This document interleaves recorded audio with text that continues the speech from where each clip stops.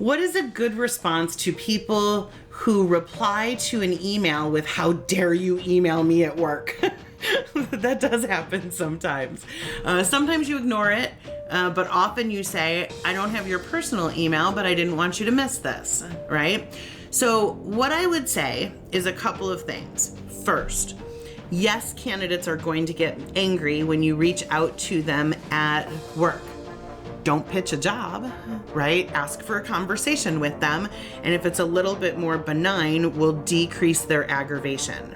That said, the only people whose email is being monitored are people who are likely on their way out the door. Absolutely, right?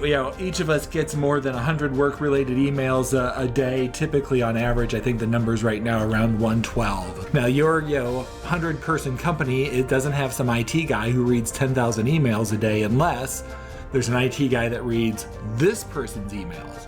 More to the point, as much as I love your response, I don't have your personal email. I wouldn't ever ignore it because I want you to hear this difference.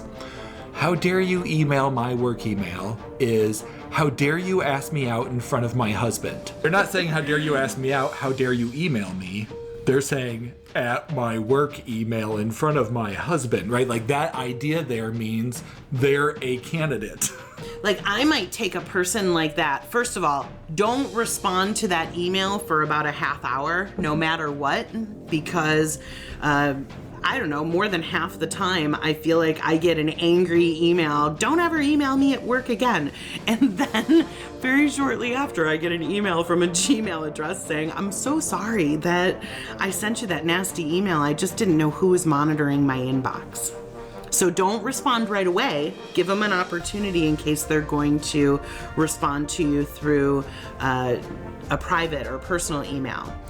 When you respond to them, okay, what I would do is respond and say, "Please accept my apologies. I know that you are not actively looking for a job, and I have reached out to you unsolicited." By putting that information in the email, it will make their trepidation about email monitoring decrease, because you're saying, "I know you're not looking for a job. I know I'm reaching out to you unsolicited."